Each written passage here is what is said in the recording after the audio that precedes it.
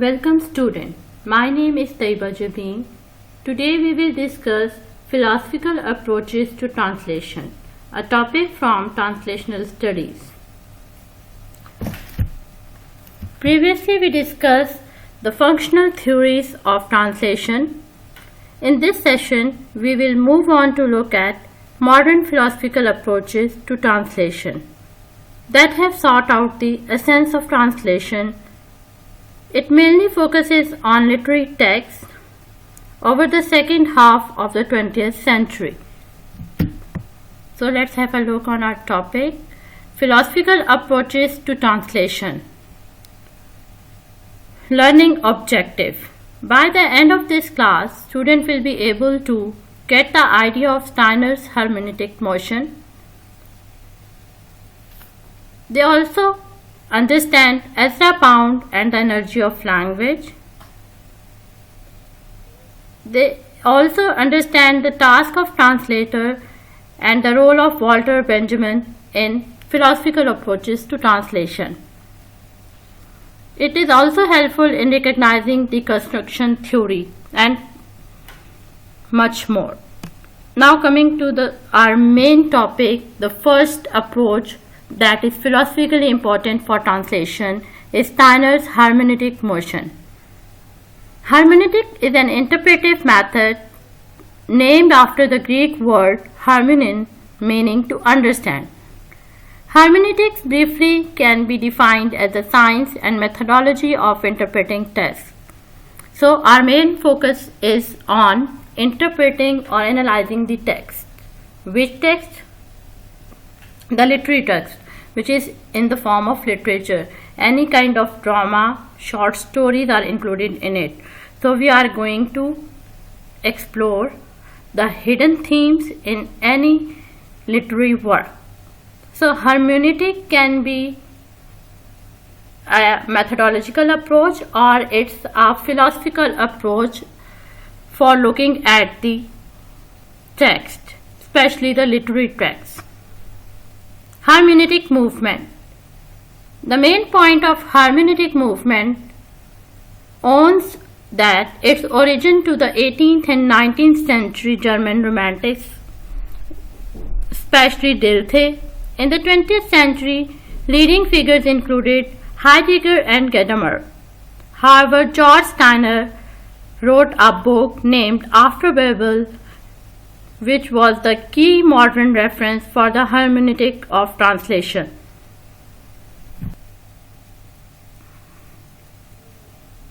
It's important to know about George Steiner. George Steiner is a literary critic, essayist, translator, and author. He was born in Paris on 23rd February 1929.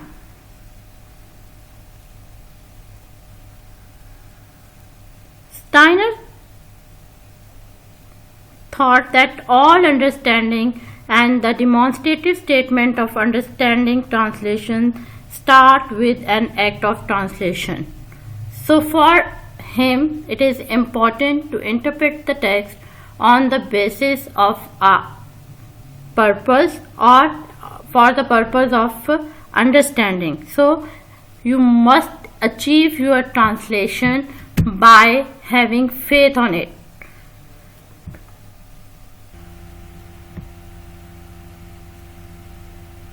Steiner's description of the hermeneutic of translation is based on a conception of translation not as a science but as an exact art. Steiner in his seminal work After Babel stated that the reason for translation theory is that translation is a hermeneutic task, not a science but an exact art. For Steiner, translation is not a science, it's not logical, but it's purely a art, a creative art. So it's very important that for a translator you need to find out the hidden meanings, the hidden themes in the literature. So the focus is on understanding the ST language and also relate to the TT text also. So this is the basic thing, that for Steiner, translation is not a science but an art. He then presents a new translation model that combines philosophical hermeneutic with existing translational studies to form a systematic hermeneutic translation theory.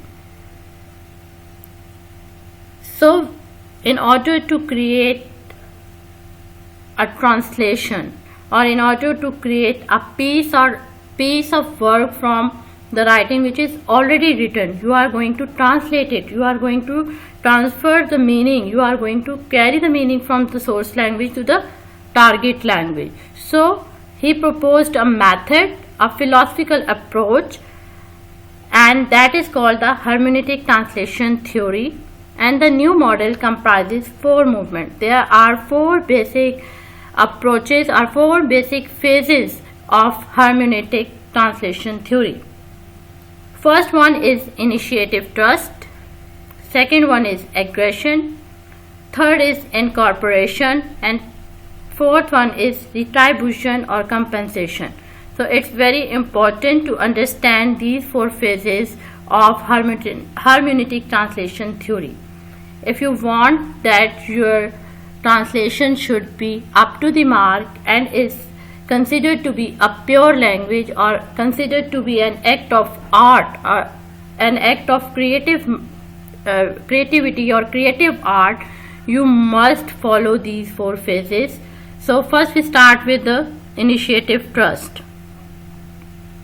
Initiative trust, a belief and a trust that there is something. So this something is very suspicious over there. What is meant by something? So initiative trust explores that there is something very important within the text, within the source text or in original text, the ST that can be understood. It is compulsory for a translator to understand the worth, the importance of hidden meanings, that he should understand something from the text which is original text or considered as ST that can be understood. Translator considers the ST to stand for something in the world. No text is without themes or without meanings. There is always a meaning or hidden themes in any literary form. So you have to go for it. You have to search for the hidden themes in the original text, in the ST, and then you are going to make a coherent of something that can be translated even if the meaning might not be apparent immediately. Sometimes it may happen that we read any text and we are not able to understand the hidden themes, the themes which are not superficially present or apparently present. So it's the responsibility of the translator that he go for the hidden meanings, to go in depth and find out the hidden meanings and find out the essence of that text, to make it creative, to make it coherent with the TT text. So in this step, initiative trust focus on to consider something, to find out the worth, to find out the hidden meanings of any text. So for this, it's very important that translator should understand and capable of knowing both the language, the source language and also the target language. Now coming to the next part, in order to bring home the most meaning he can get, he attacks breaking the shell of the other language and trying his best to capture the inner core of it. So again, the responsibility of the translator is to deal with 2 languages, the source language and then make it coherent with the target language. At one time, he is dealing with the source language.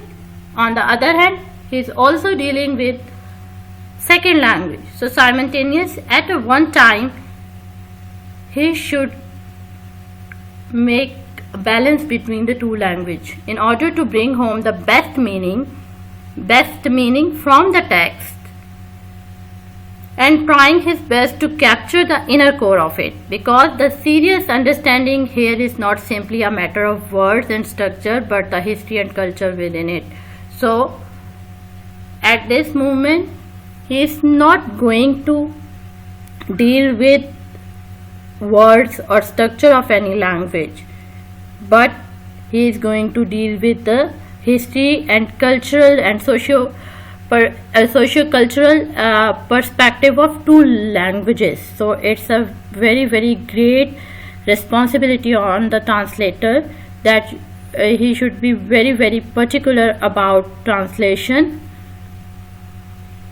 Now coming to the next point, that is, when a translator translated one language to another, he must take away or change something of the original text which he considers unnecessary or unsuitable to make the reader understand.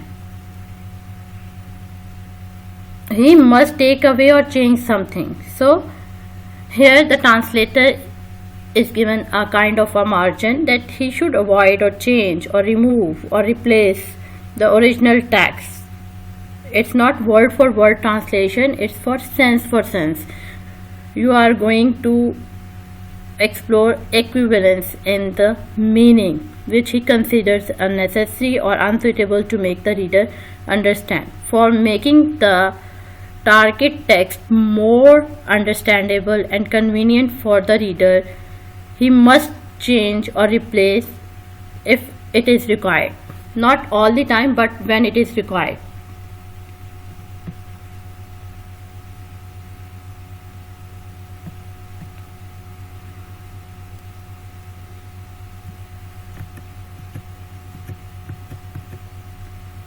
Now coming to the second, aggression means the translator perception and understanding of the text, which, as Steiner says, is always partial.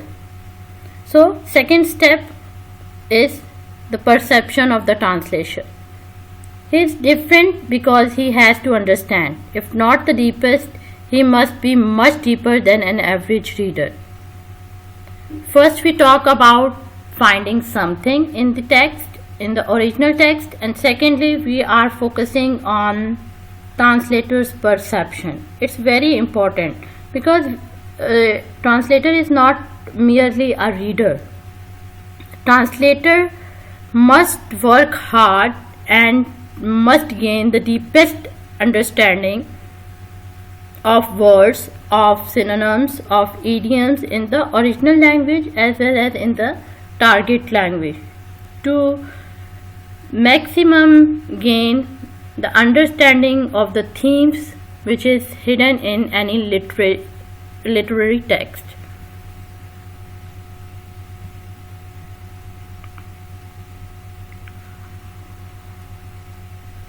Now coming to the third, incorporation or embodiment. It refers to the source text meaning extracted by the translator in the second movement, which is already full of its own words and meanings. Different types of assimilation can occur. So we have two types of assimilation: complete domestication and secondly permanent strangeness. Complete domestication strategy deals with making text closely conform to the culture of the language being translated to, which may involve the loss of information from the source text. And permanent strangeness, marginality. The crucial point in Steiner theory is it is important to extract the meaning of the foreign text. The crucial point Steiner makes is that the importance of the meaning of the foreign text can dislocate or relocate the whole of the native structure. He suggests the two ways in which this process functions. Sacramental intake and secondary infection. Sacramental intake. The target culture engages and becomes enriched by the foreign text. When we are dealing with two languages, the source language and the target language with ST and the TT, so it may happen that sometimes both the languages balance out and digest each other cultures and perspective and make a new whole normal balanced translation. Infection. The target culture is infected. Infection here means that the two languages collapse or overlap each other in their themes and ultimately rejects each other. So they are not going to appreciate the work of each other, or they are not going to accept each other. In this step, the translator realizes and tries to convey what he or she understands in his or her own language. The fourth point is compensation. The translator tries to achieve a balance by trying to be as faithful as he can and as freely as he must. The translator must be willing to give back to the SL as much as he has taken. Steiner emphasizes the fidelity in this stage. Now coming to the next point, that is elective affinity and resistance difference. These 2 points are very important to explore when we are dealing with the Steiner hermeneutic approach or theory. We have to deal with elective affinity. For Steiner, the concept of resistance difference occurs in 2 ways. The translator experiences the foreign language differently from his or her mother tongue. Secondly, each pair of languages, that is SL and TL, differs and imposes its vivid differences on the translator and on the society. Now coming to elective affinity. Elective affinity occurs when the translator has been drawn to the text as a kindred spirit and recognizes him or herself in it. When electron affinity and resistance difference are both present at the same time, the text both reject and attract the translator. So when we are dealing with any kind of literary translation, we are going to transfer the meaning of one literature to another language. We are having very crucial inconsistencies toward them. They are going to accept it, or they are having electron affinity toward it, or it may be happen that they show some kind of differences. So both the cases are possible, but again we can say that it's the duty and the responsibility of the translator to harmonize both the pattern, both the literary text, and make it a good piece of translation. Now coming to the second approach, that is Ezra Pound and the energy of language. He was always experimental, seeking to energize language by clarity, rhythm, sound and form rather than with senses. His whole work was influenced by his reading of the literature of the past. Pound's experimentalism and challenging of the poetic doctrine of his time continue to provide inspiration for many later translations. So here we are going to discuss Ezra Pound. Ezra Pound, renowned name as a poet and also as a critic and also as one of the translator or the linguistic. So he was always experimental. Mostly he was influenced by reading poetry. He was involved in poetic translation. So he put forward the theory of language, in which he said that it's all about the language energy that makes your translation appropriatable and unique.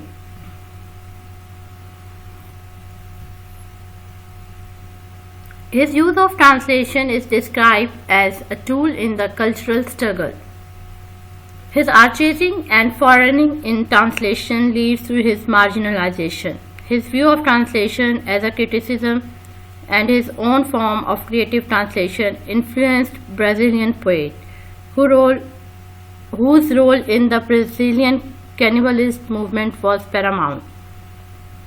Now coming to the third important approach, the task of translator, and one of the renowned figure, Walter Benjamin. We will discuss Walter Benjamin's famous essay, The Task of the Translator, published in 1923. For Benjamin, a translation is part of the afterlife of a text. As a text in its own right, a translation does not carry any message. It recreates the value given to the text throughout the ages. So when we are going to translate any part of a text or a text, we are focusing on the product which is already written by the writer. So we are going to not only going to carry message but recreate it. So it is very important to note that the task of translator is not to produce anything. It's just to give the essence of any text that is written by the writer.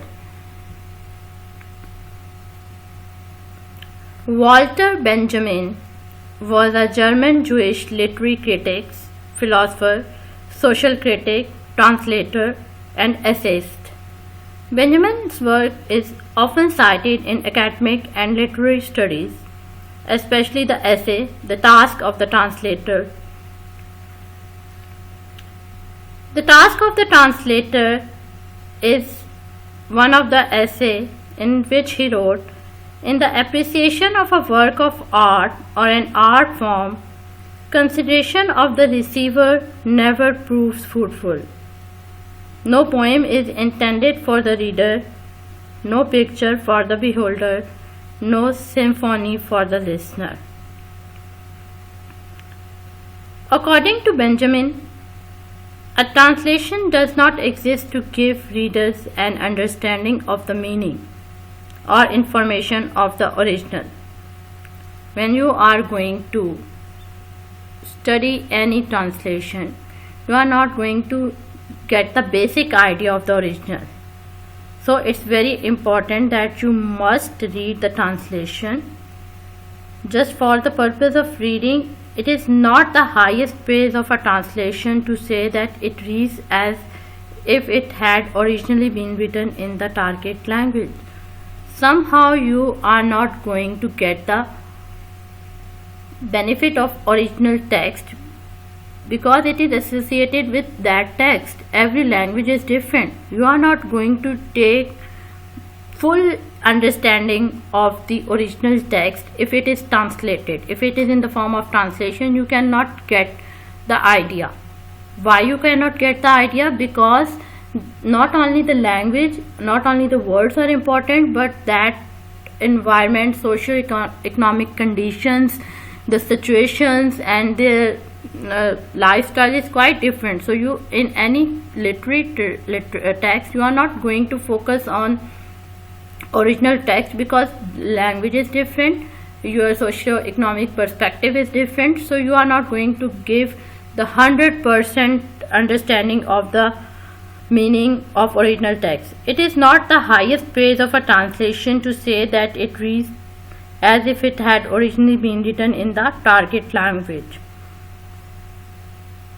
because every text in its own right, translation does not only carry messages, but it also relates to the text with throughout the ages. The true translator does not bring the text to the reader, making it as palatable and digestible as possible. Instead, the new role of the translator is to keep all the foreignness of the original text. So, now what is the responsibility of the translator if he is not able to give the true picture of the original text? So, the responsibility of the translator or the role of translator is to bring harmony and to equalize or harmonize the two texts as near to the original as possible. It is not true that we can get all of the understanding of the original text. Moreover, a translation appears as something unique in Benjamin's world, for it has the potential to convey what he calls a pure language, where the mutually exclusive differences among two languages can coexist and where the complementary intentions of these languages can be communicated. The task of translator is not to assemble or express what is to be conveyed, since the poet or writer has already done that when writing the original text. So, what we can get from this line? The role of translator is not to assemble or express. He is not going to give the detailed explanation of every text. He is just going to convey the better translation of it, the better theme of it. The task of the translator rather consists in finding that intended effect upon the pure language into which he is translating, which produces in it the echo of the original.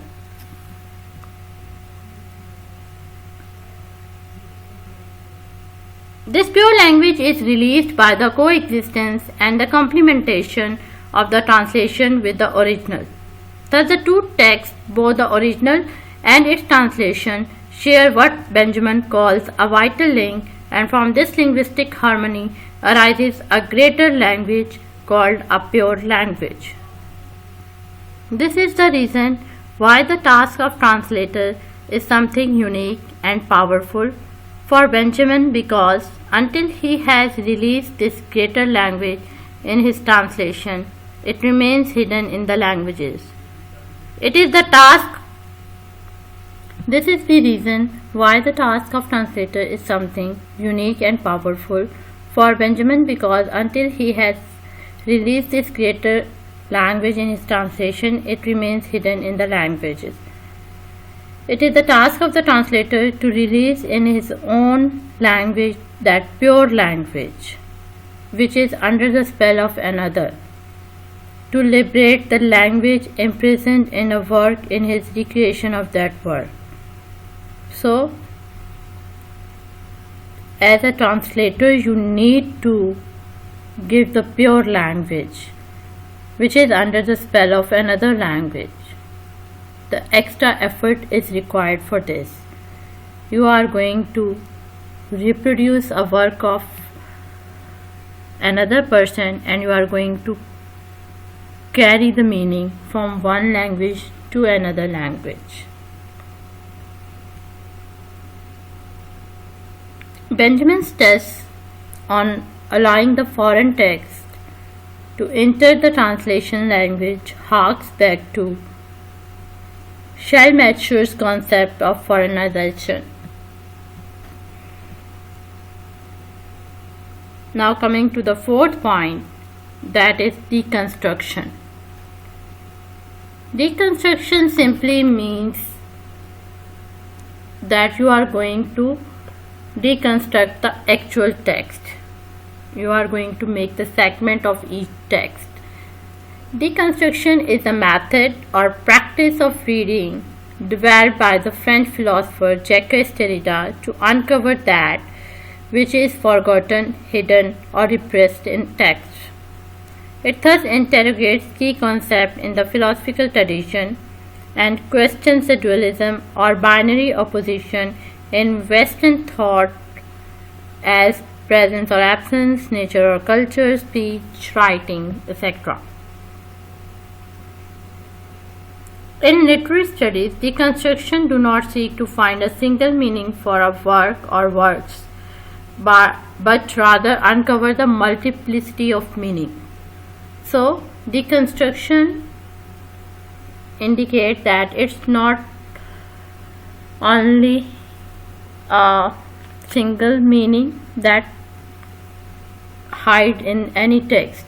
There are multiple layers of meanings that constitute the text. Within a text or within any literary work, you can get multiple layers of meanings, of themes. It is hard to say that you can get the single theme in one literary piece. For example, take the example of any short story or any film. It's not on the one meaning or the one theme that prevails in that poetry or that film, but the whole layers of meaning. So you are going to expose each and every aspect, and you are going to uncover the each aspect of the meaning, often unacknowledged and even contradictory, that exist in literary text. Yet they do not attempt to reconcile those meanings into a single coherent structure. Instead, they explore how those meanings are ultimately irreconcilable and profitable in ways that call into question received assumptions or truth. Deconstruction seems to center around the idea that language and meanings are often inadequate in trying to convey the message or idea which a communicator is trying to express. Since the confusion stems from the language and not the object, then one should break down or deconstruct the language to see if we can better understand where the confusion stems. Now coming to the translation and the relevant theory.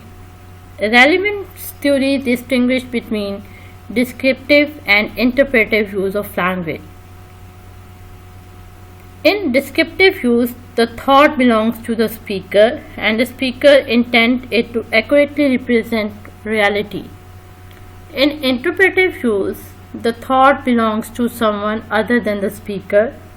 So, relevance theory talked about two perspectives, the descriptive one and the interpretive one. Whenever we translate anything, we can get to know about two perspectives, that is descriptive and interpretive. Descriptive use belongs to the speaker, the actual intention that speaker try to utter or interpret in any text.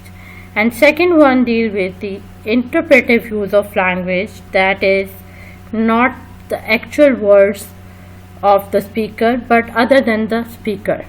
So interpretive use, the thought belongs originally to someone other than the speaker and the speaker intends his utterances to that of the original thought.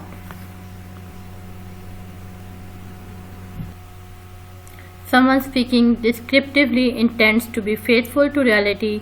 Someone speaking interpretively intends to be faithful to the meaning of the original speaker. Now we are going to conclude the concept given by the Derrida and the relevant translation. Derrida first deconstructs a text, carefully reinterpreting traces that overlapping each other, which means to pay close attention to the so-called intertextuality. Since any text is no longer a completely whole writing. Text is a web constituted of various differences, structures that are made up of different traces. The process of translation is a process to endlessly pursue and erase traces, to disseminate, graft, rewrite, and supplement. It opposed to the traditional binary opposition in translation and implant with an open, pluralistic, and subjective way. It puts the undesirability and multiplicity of meaning into spotlight and stresses the relation between meaning and context. Consequently, relationship between the original and translated text is redefined as translation living more and better than original. Derrida is opposed to concept of relevance in translation. So here we find the differences put forward by Derrida and the relevance concept, because according to Derrida, relevance depends on a stable signified relationship and aims at total transparency.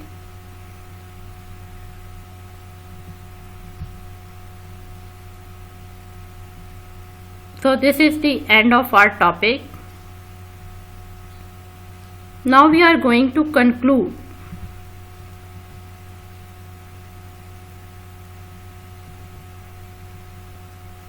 So now we are going to conclude our topic. In order to conclude this lesson, we can simply say that philosophical perspective toward literary translation enables us to identify the role of translator. So here we are going to explore the role of translator. Translator must know what is actually hidden. Translator should know and act sensibly and take an extra mile to carry meaning from source language to the target language or from ST to TT. Moreover, it is also assumed that four phases should be kept in mind while dealing with any poetic or literary text. Now we are going to throw light on relevant theory.